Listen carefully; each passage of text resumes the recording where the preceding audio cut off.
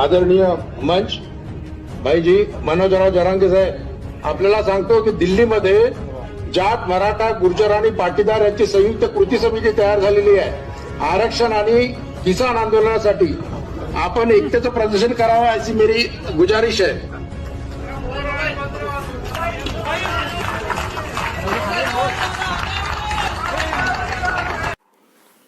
नमस्कार, मी विलास आव्हाड। आपण पाहता A9 एक्सप्रेस। मित्रांनो, अगोदरच आपल्याला या व्हिडिओमधून मनोज जरांगे पाटलांचं दर्शन घडवलं, मनोज जरांगे पाटलांचा हेतू, मनोज जरांगे पाटलांचं कारनामे, मनोज जरांगे पाटलांची पोहोच दिल्लीपर्यंत, किसान आंदोलनापर्यंत आणि मनोज जरांगे पाटलांचं टूलकिट देशाला बदनाम करायचं, सरकारला बदनाम करायचं, हा एकमेव कार्यक्रम मनोज जरांगे पाटलांचा आता उघड झालाय। यात आता कुठली शंका राहिली नाही। याबद्दलचा व्हिडिओ एक मी स्वतंत्र बनवेल, पण जे काही काल त्यांचं जे काही आंतरवाली सराटीमध्ये अतिशय खालच्या भाषेमध्ये देवेंद्र फडणवीसांना शिवीगाळ आणि सिरपैर नसलेले घाणेरडे असे आरोप एका संवैधानिक पदावर बसलेल्या व्यक्तीवर, राज्याचे उपमुख्यमंत्री आणि गृहमंत्री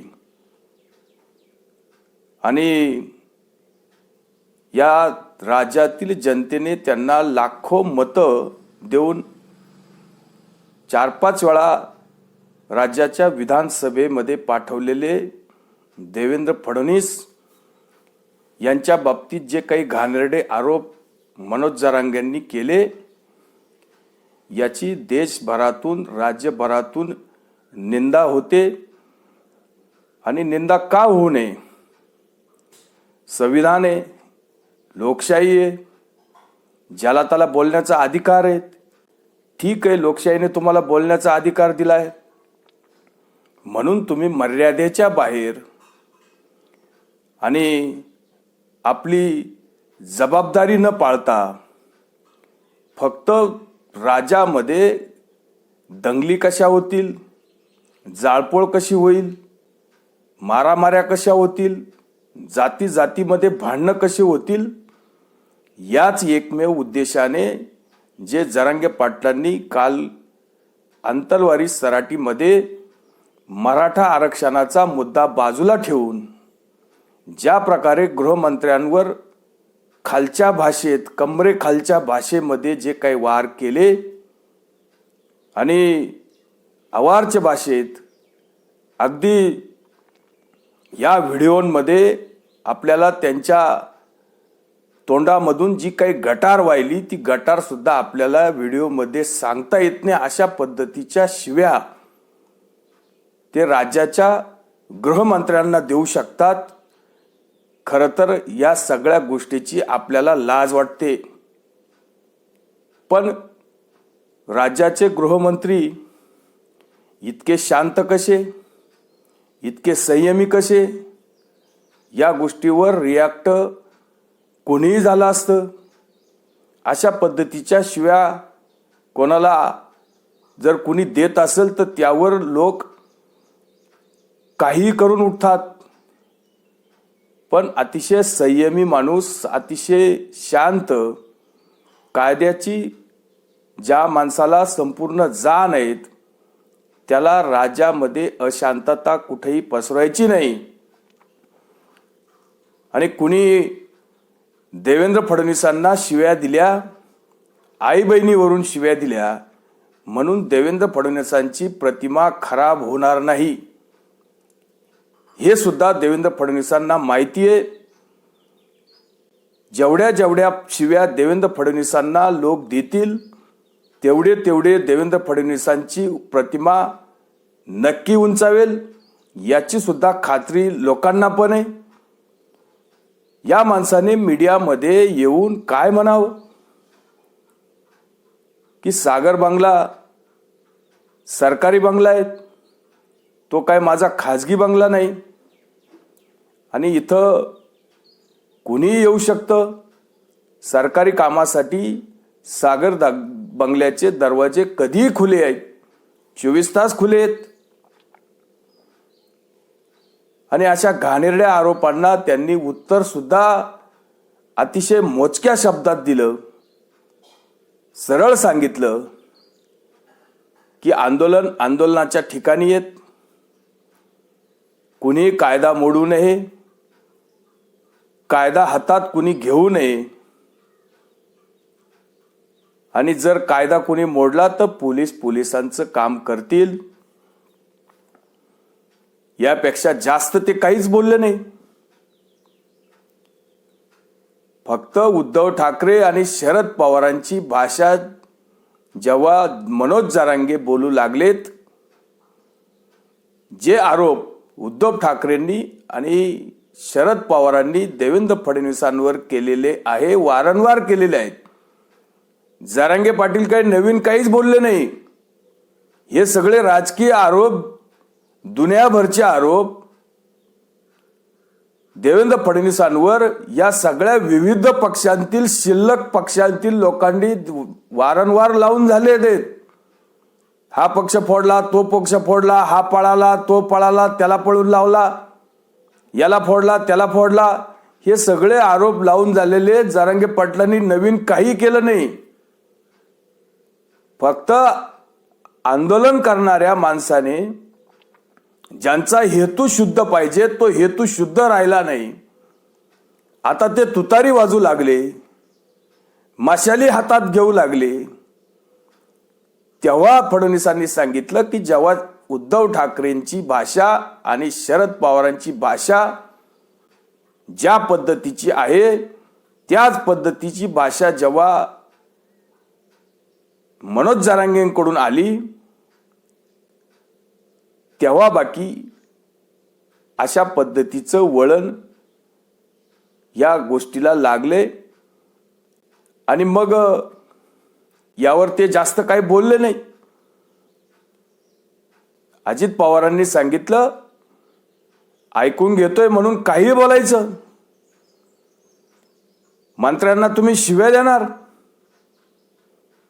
तुम्हाला कायदा कळतो की नाही?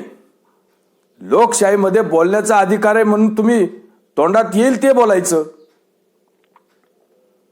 मनोज जरांगे जेव्हा लोकांना शिव्या देतात, त्यांच्या पाठीमागं कुणीतरी पाठबळ असल्याशिवाय मनोज जरांगे इतकी डेअरिंग करणार नाही असं अजित पवारांनी म्हटलंय. मनोज जरांगेच्या पाठीमागे अतिशय मोठा हात आहे आणि तो हात पण कोणाचा आहे आता सगळं सिद्ध झालंय. हा काकांचाच हात आहे जरांगेच्या पाठीमागं. जरांगे जेव्हा आंदोलनाला बसले होते आणि तेव्हा उद्धव ठाकरे तर अगोदर जाऊन आले, नंतर शरद पवार गेले. शरद पवारांनी जरांगेच्या कानामध्ये नेमकं काय सांगितलं हे जरांगेंनी सांगितलं पाहिजे आणि ते शरद पवारांनी पण स्पष्ट केलं पाहिजे की मी हे कानामध्ये त्यांना हे सांगून आलोय. राजेश भैया टोपे काय करतात तिथं? राजेश भैया टोपेंचे अनेक समर्थक नेहमी गराड्याने जरांगे पाटलांबरोबर राहतात. रोहित पवारांचे अनेक समर्थक नेहमी तिथं अंतरवाली सराटीमध्ये घरट्या मारत असतात, प्लॅनिंग करत असतात.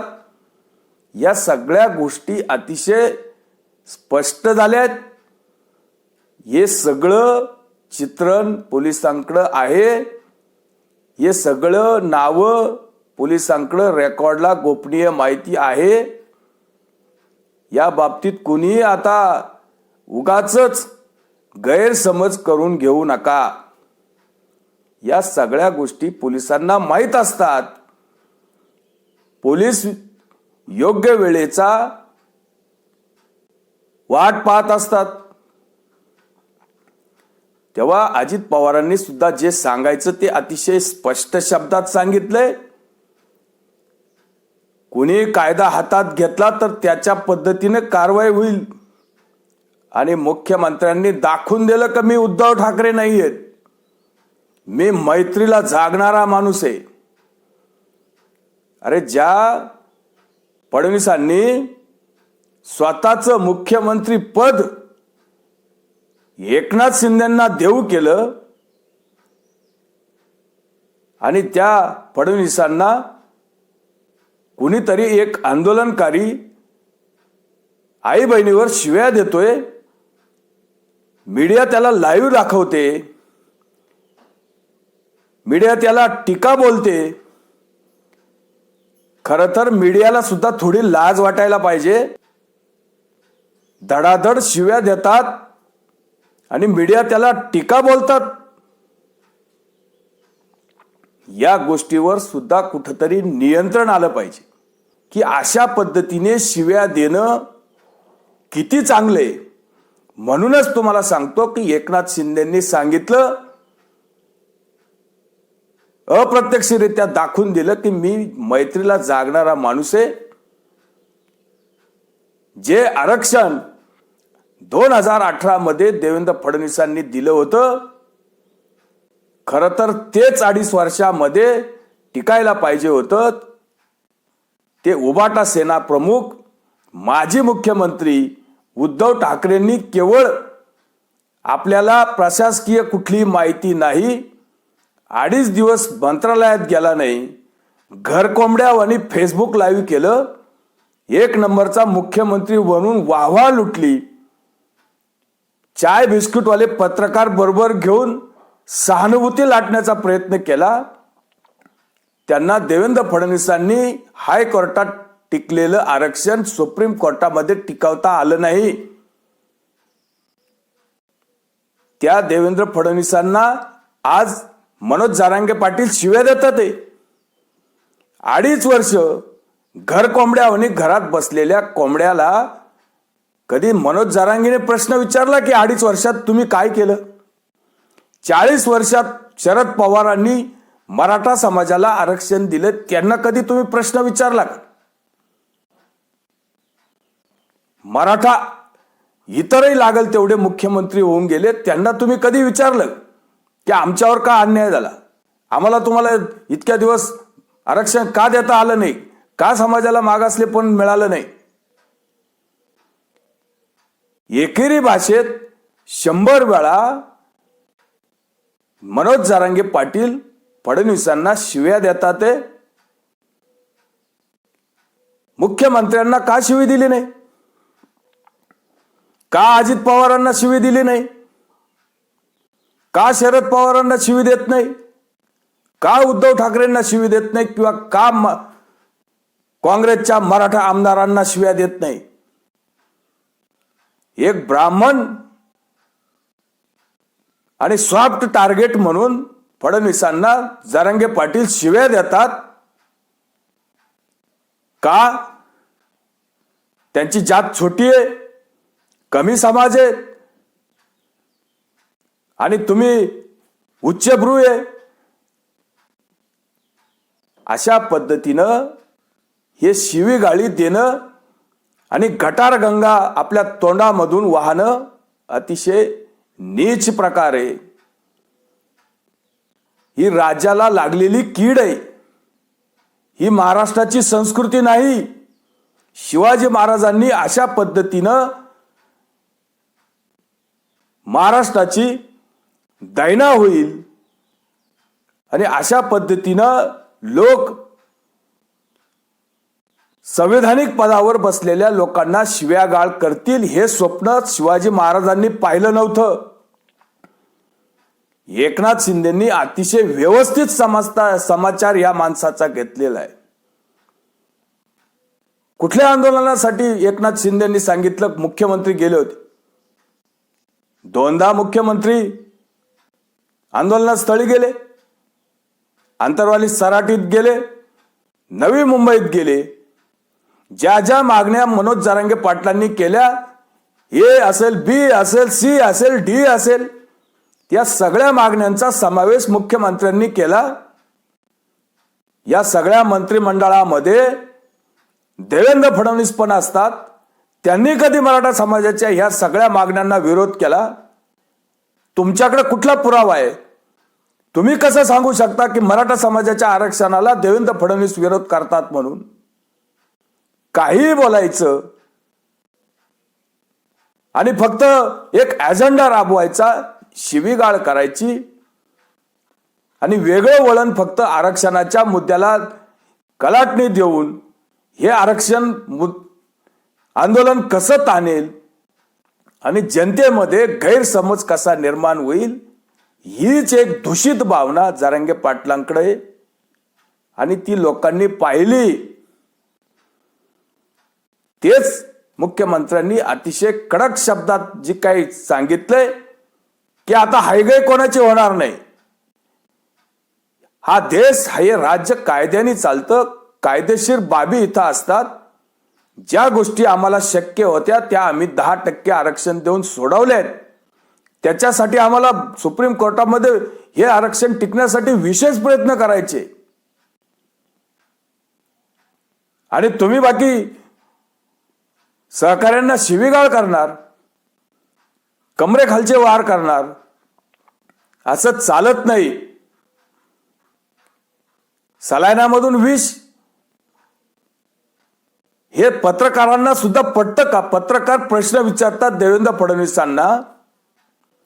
खरं तर तिथं बसलेल्या जे काही चाय बिस्कुट पत्रकार असतील त्यांना लाज वाटायला पाहिजे की देवेंद्र फडणवीस सलाईन मधून विष द्यायला गेले असा आरोप करतोय जरांगे पाटील.